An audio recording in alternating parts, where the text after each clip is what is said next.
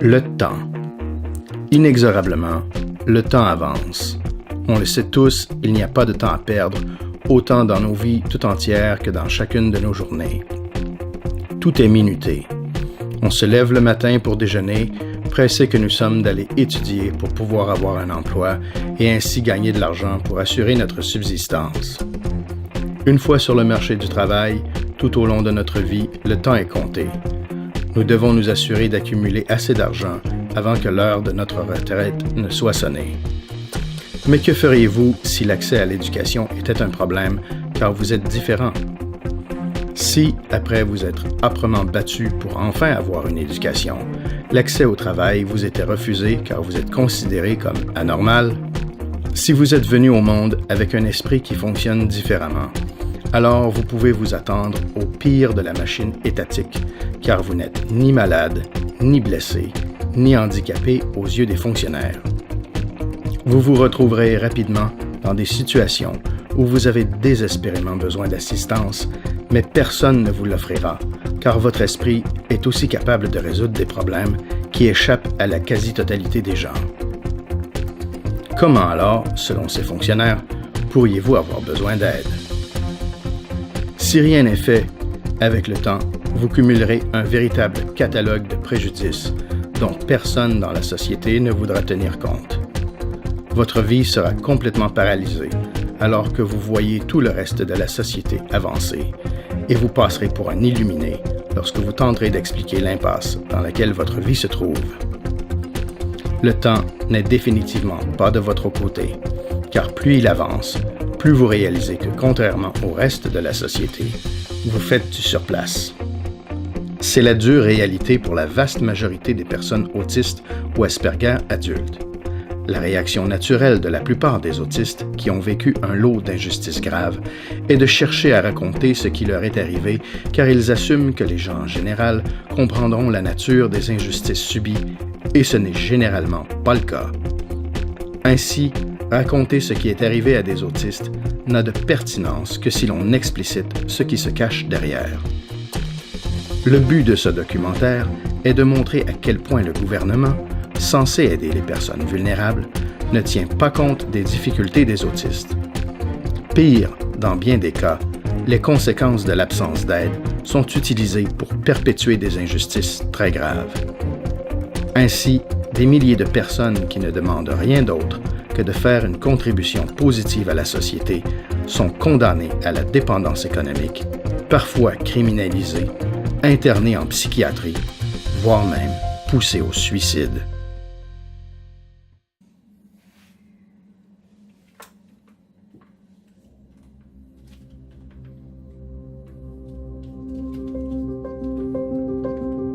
Bienvenue chez moi. Vous me voyez présentement faire de l'électronique, une des choses qui me passionne le plus depuis ma plus tendre enfance. Comme vous le savez maintenant, je suis François Léveillé et je fais partie de ces gens qui ont un désordre neurologique appelé syndrome Asperger. Mais ça, pour une bonne partie de ma vie, je ne le savais pas.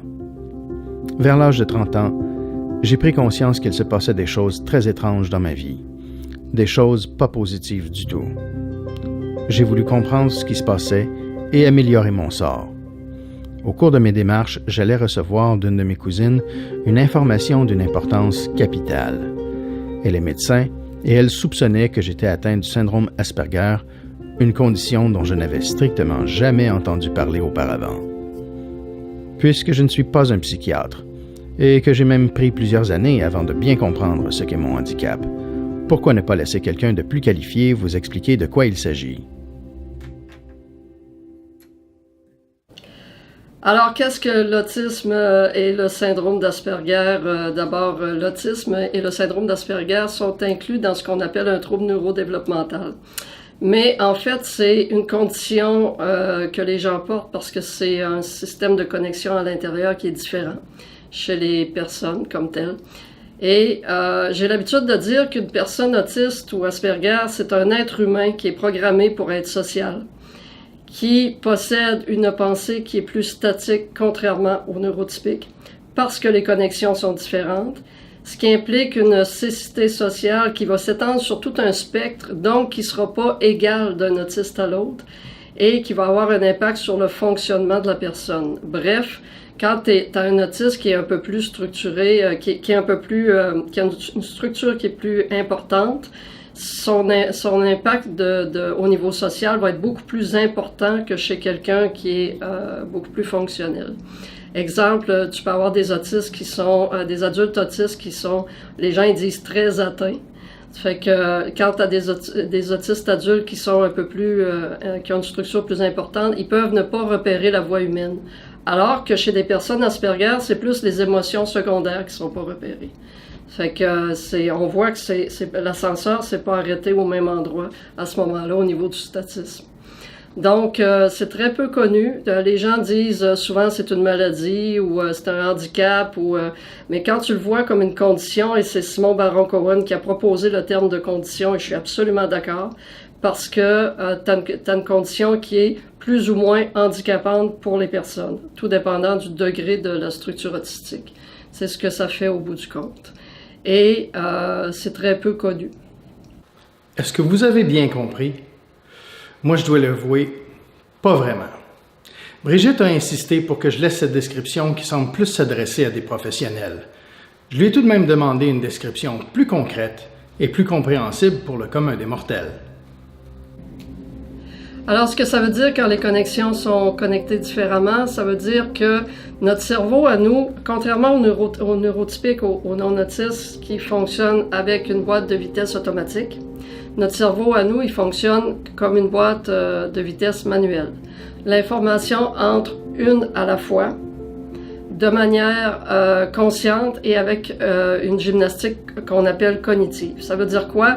Ça veut dire que quand je suis en train de regarder quelque chose, je peux pas être en train d'écouter la chose. Si on est en train de me toucher, mes yeux vont y aller. À ce moment-là, je pourrais pas être en train d'écouter ce qui est en train de se dire. Exemple, la poignée de main. Quand on vient pour me donner une poignée de main qui est très sociable, habituellement, qu'est-ce que ça fait? Ça fait en sorte que moi, je suis obligée de m'adapter au comportement social de la personne en avant de moi parce qu'elle est majoritaire, elle est pas minoritaire comme moi. Ce qui fait qu'elle va s'approcher pour me donner une poignée de main.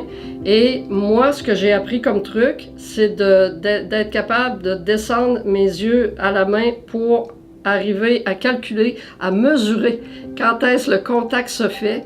Et quand le contact se fait, je sais que je dois lever les yeux pour être en mesure d'aller chercher quelque part le visage de la personne. En général, je tombe dans le front, je tombe pas dans les yeux. Et la personne qui me parle en même temps, je manque complètement ce qu'elle est en train de me dire. Fait que tout ce que je peux faire à ce moment-là, c'est d'arriver à être socialement acceptable avec ce qu'on me demande, mais avec les moyens que j'ai. Donc, une fois sur deux, ou même pratiquement toutes les fois, je suis obligée de dire à la personne « Bonjour, pouvez-vous répéter ce que vous venez de me dire? » Parce que j'arrive pas à tout capter en même temps. Ça, c'est la définition de l'autisme et ça fait en sorte que on est souvent en décalage, on a une difficulté à configurer plus les autistes que les Asperger. On a une difficulté à configurer toute l'idée pour aller la porter et souvent les gens nous disent qu'on n'est pas spontané alors qu'on travaille comme des malades pour aller porter des idées. Donc, c'est un fonctionnement qui est comme l'impact de la connexion qui est différente et on le subit à l'intérieur.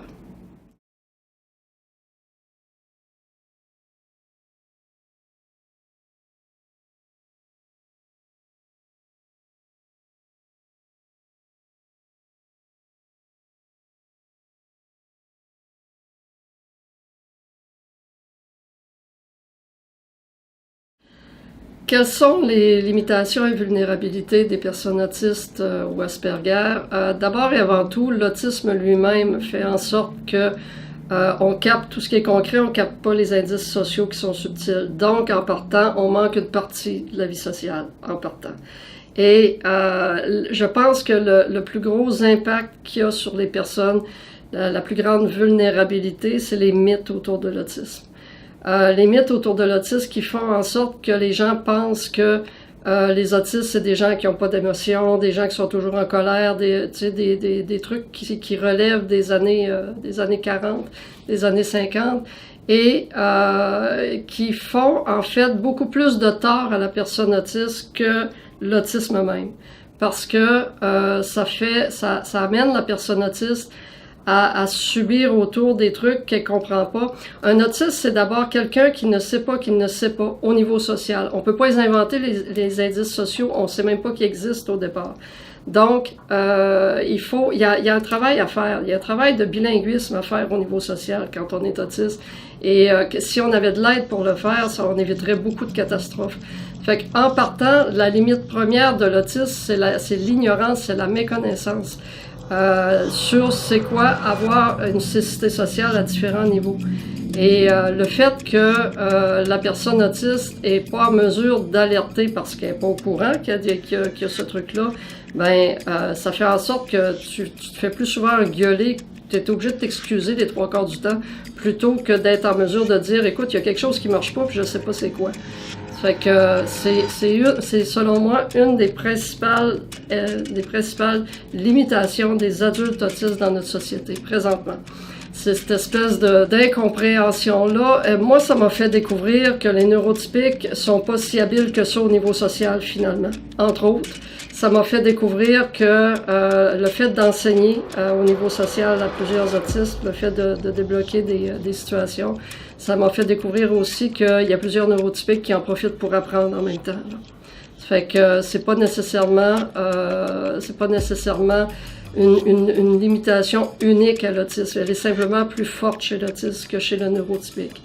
Et ce qui est un peu fou, c'est que les gens qui sont pas autistes s'attendent à des réactions émotionnelles identiques aux leurs quand on est autiste, alors que à cause des connexions qui sont pas pareilles, tout le secteur de l'expression émotionnelle arrive différemment.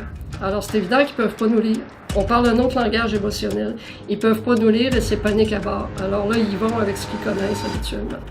Et ce qu'ils connaissent, qui est pas pareil comme eux autres, en général, on se fait parler, là.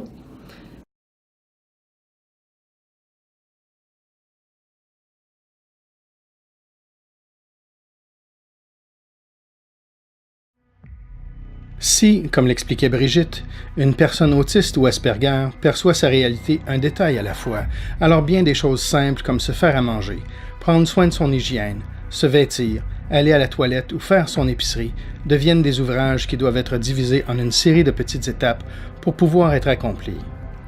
Au même titre qu'un individu cherchant son chemin à travers un labyrinthe, la personne autiste a le fardeau de construire mentalement une série de chemins vers les ressources pouvant combler ses besoins pour pouvoir être fonctionnel.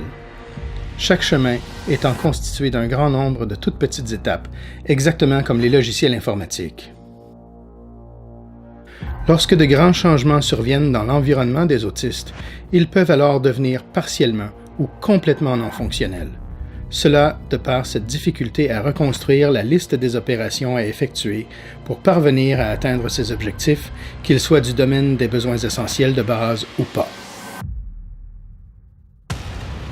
C'est alors que se manifeste le vrai grave problème des autistes. Lorsqu'ils sont entourés de gens qui ne comprennent pas ce qui leur arrive ou qui, sous prétexte qu'ils sont intelligents, nient la vulnérabilité des autistes inhérente à leurs conditions, l'explication la plus facile qui revient trop fréquemment est qu'ils ne font pas d'efforts ou font preuve de mauvaise volonté. Ceci alors qu'ils font d'énormes efforts pour comprendre à nouveau, un petit détail à la fois, tous les aspects de leur nouvelle réalité.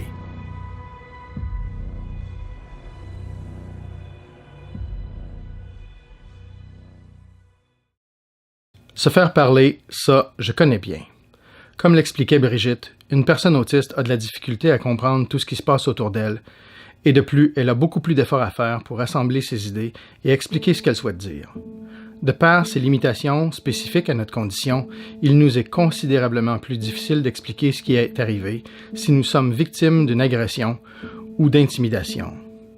Parce que nous sommes intelligents, mais nous exprimons de façon hyper détaillée et peu structurée, des gens en position d'autorité qui ne sont pas bien informés peuvent interpréter nos paroles comme de la fabulation ou de vulgaires mensonges.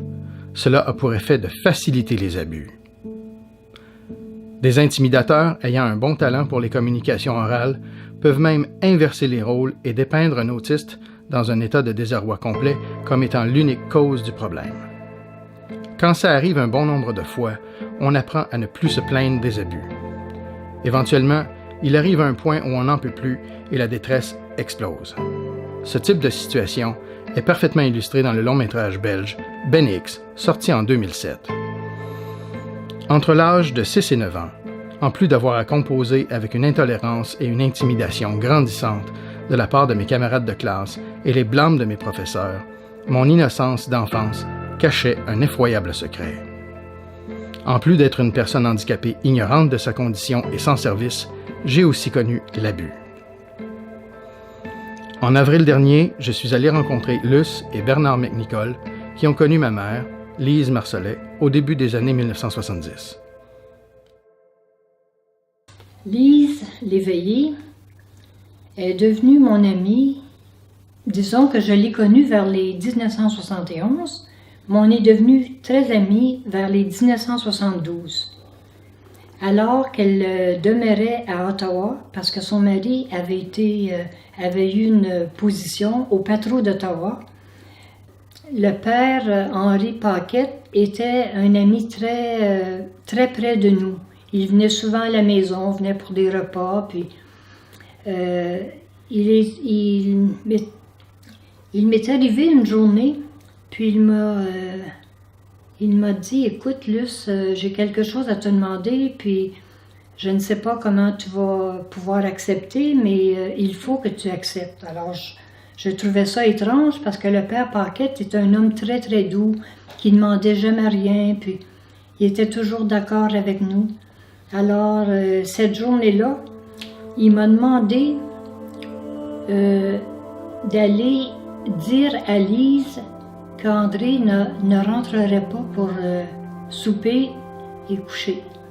Alors, j'ai resté très surprise et je lui ai demandé le pourquoi. Il m'a dit, c'est paru dans le Citizen ce matin, qui était le journal anglais à Ottawa, que André a été arrêté et il sera incarcéré ce soir. Alors, je ne pouvais pas m'imaginer que moi, sa meilleure amie, que je pouvais aller lui dire qu'André ne rentrerait pas ce soir. Mais c'était mon devoir de le faire et non le devoir du père Paquette. Donc, la raison pour laquelle il a été incarcéré, c'était parce qu'il était pédophile. Il travaillait tout le temps avec des jeunes, parce que le Patro est fait justement pour les jeunes de 6 ans à peu près 16 ans. Après le décès de Lise, j'ai appris que François avait été abusé par André de l'âge de 5 ans à 12 ans. Et cela m'a énormément troublée. Parce qu'il avait déjà besoin de beaucoup d'aide en étant autiste, puis il n'aurait pas fallu que ça arrive en plus. Alors, je trouve que les gens ne comprennent pas tous les besoins qu'un autiste a besoin. Puis moi, vu que j'étais loin, j'ai pas pu me mêler de ces choses-là parce que Lise comprenait pas vraiment ce qu'était la vie d'un autiste.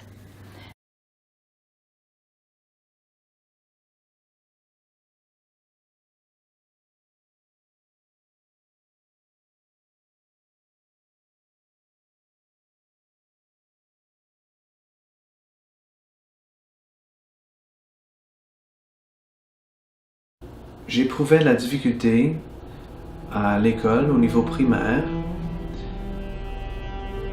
et la raison est que la situation était que quand j'arrivais pas à avoir des bonnes notes à l'école, je recevais de l'abus chez moi. Mon père était abusif physiquement et mentalement. Quand je recevais une mauvaise note, si je ne faisais pas signer mon examen par mes parents, j'étais refusé pour aller faire des activités avec les autres étudiants. J'étais puni. j'acceptais cette punition parce que je préférais être puni à l'école que recevoir de l'abus physique chez moi. Mais ça ne pouvait pas être un secret pour toujours. Alors mon père apprenait que j'avais des mauvaises notes. Il ne me donnait pas de l'aide pour faire mes devoirs. Et ça devenait un cercle vicieux où j'étais puni à l'école, j'étais gardé à l'extérieur de la classe, dans le couloir avec mon bureau dans le couloir. Et je me sentais encore plus à part des autres étudiants. À l'école, c'était comme de l'abus. Et je recevais encore de l'abus chez moi. La responsabilité de mon père pour la violence qui m'amenait, qui me forçait à endurer, il ne l'accepte pas, comme il n'accepte pas que son père l'a abusé physiquement. Il n'accepte pas la responsabilité que j'aimerais lui remettre. Alors pour moi, ça devient un poids de plus dans ma vie. Quand j'étais un enfant, je n'avais pas de soutien pour faire mes études et j'étais laissé à moi-même. Alors je restais pas mal dans mon monde, dessiné dans ma chambre. Et j'avais très peu d'échanges avec des jeunes de mon âge. En 5e année, les policiers étaient notifiés de l'abus que mon père m'imposait. Ils l'ont interviewé, mais mon père a pu les convaincre qu'il n'y avait pas de problème, mais mon père se sentait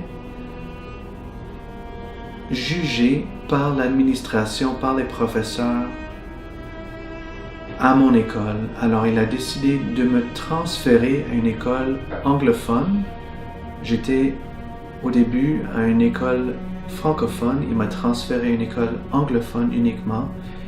Alors j'ai dû reprendre mes études à zéro en anglais, mais je n'étais pas montré la base, la grammaire, l'orthographe en anglais. Ce que ça crée pour moi, c'était une impression que les études avaient un lien direct avec l'abus, avec la punition. Que même ce que j'avais appris avait aucune valeur, comme j'ai recommencé à zéro en anglais. Même mes maths étaient en anglais, tout était en anglais, alors j'ai dû vraiment commencer à zéro. Alors la seule valeur à l'éducation, la seule raison, c'était de me punir.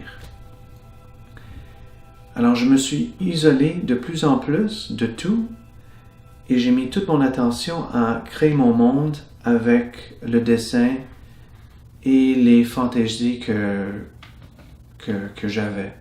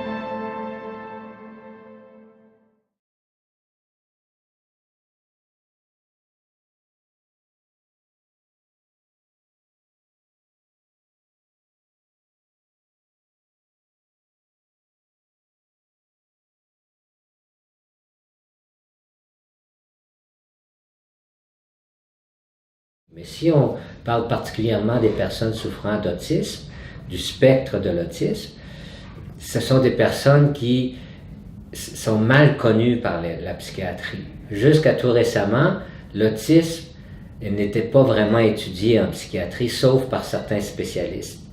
Et quand ces personnes-là se retrouvaient soit à l'urgence psychiatrique, soit au poste de police suite à des infractions, la plupart du temps relativement mineures, vu leurs caractéristiques particulières, ça amenait une cascade d'événements, une cascade de décisions par les autorités qui souvent ne faisaient qu'aggraver la situation de l'individu et amplifier une situation légale qui aurait dû être considérée comme mineure au début, mais qui devenait vraiment importante. Parce que si on ne connaît pas comment fonctionne l'esprit et surtout la cognition de ces personnes-là, on peut penser qu'elles sont trop méfiantes, donc paranoïdes. On peut penser qu'elles sont parfois narcissiques, imbues d'elles-mêmes, alors qu'elles sont vraiment très connaissantes dans un milieu particulier. On peut penser que ce sont des personnes avec des personnalités limites, donc des gens qui ont des conflits relationnels avec leur entourage, plusieurs membres de la fratrie, de la famille ou même des voisins ou de l'entourage en général, alors que ce qui provoque les conflits, ce n'est pas leur problème de personnalité, mais leur façon de raisonner et de voir l'environnement autour d'eux. Donc, avec l'expérience, je me rends compte moi, j'ai pas appris suffisamment au sujet de l'autisme pendant mes études en psychiatrie. Le peu que je connais maintenant, ça s'est fait avec les années en rencontrant des personnes dans le milieu carcéral et psychiatrique. Et là, tu apprends à parlant avec eux comment elles pensent et comment, malheureusement, elles se retrouvent dans un système qui ne les comprend pas, qui ne cherche pas à les comprendre et qui est très mal adapté à leur façon de penser et de fonctionner au point de vue psychologique. Ça provoque des imbroglios, ça provoque des situations où des gens vont être gardés à l'hôpital ou vont recevoir des étiquettes psychiatriques, paranoïdes, schizophrènes, troubles délirants, grandioses, troubles de personnalité limite, etc., etc.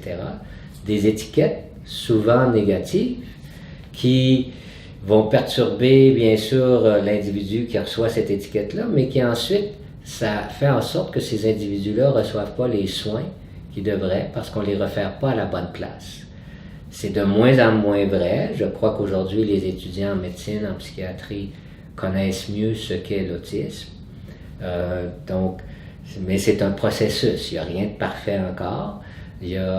C'est en voie d'amélioration. Je pense qu'il y a des services spécialisés plus facilement accessibles. Bien évidemment, c'est jamais assez accessible aujourd'hui. On voudrait que ça soit davantage, mais c'est mieux que c'était il y a 40 ou 50 ans, autant dans le niveau scolaire qu'au niveau social, qu'au point de vue du travail. Donc, il y a eu amélioration.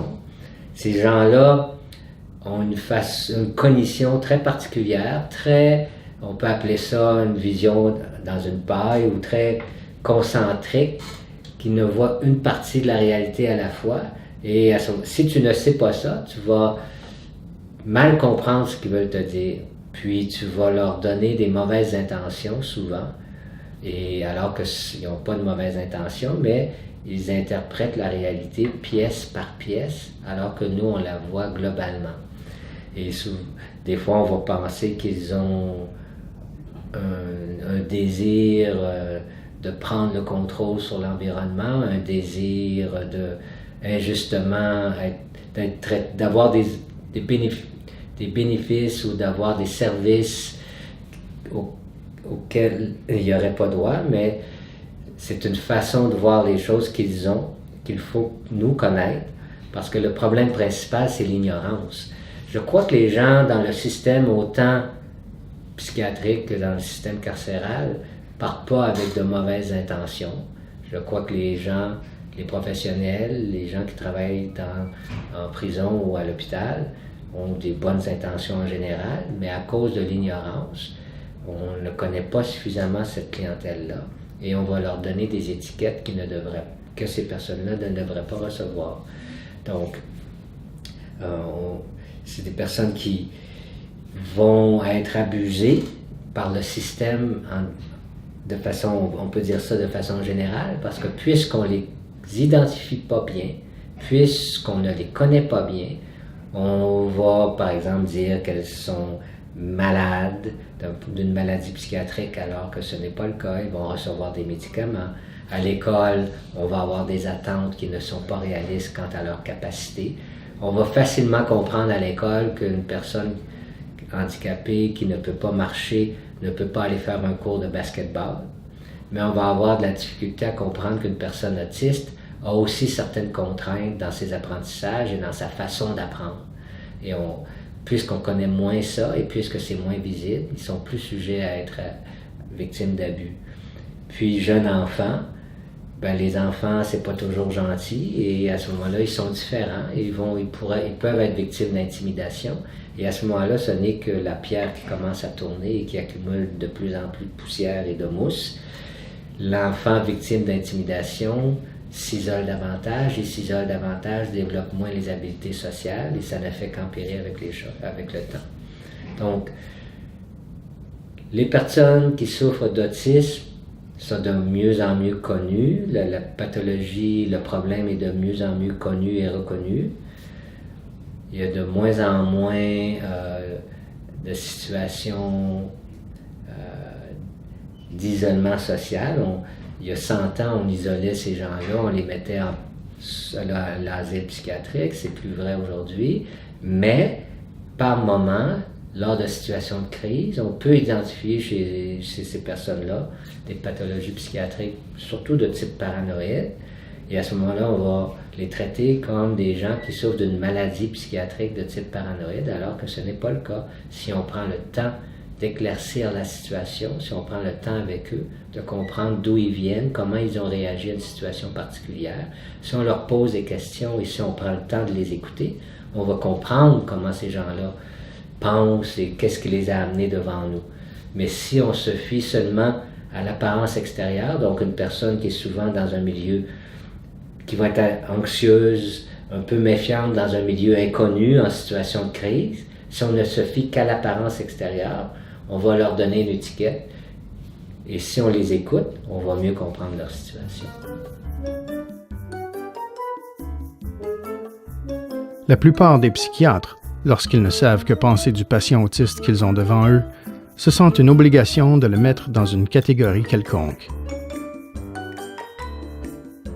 Alors, toutes sortes de diagnostics aussi farfelus les uns que les autres peuvent résulter de ce genre d'exercice.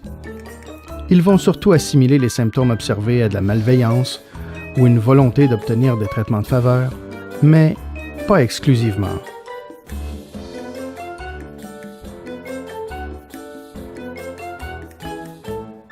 Pourtant, même un enfant est capable de réaliser que certaines choses n'ont strictement rien en commun. Tout ce qu'il faut alors est une bonne dose d'entêtement et d'étroitesse d'esprit pour faire coller ensemble ce qui ne va surtout pas ensemble. C'est ainsi qu'une personne handicapée victime de violences physiques et psychologiques reçoit l'étiquette de délirant violent.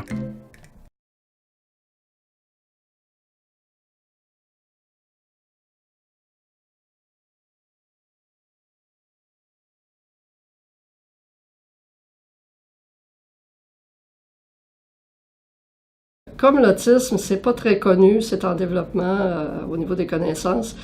Dès que c'est visible, les gens pensent que c'est de la déficience intellectuelle, puis dès que c'est invisible, ils pensent que c'est des problèmes de santé mentale. Ça, on la répète, celle-là, ça fait des années, puis il y a personne qui a allumé encore.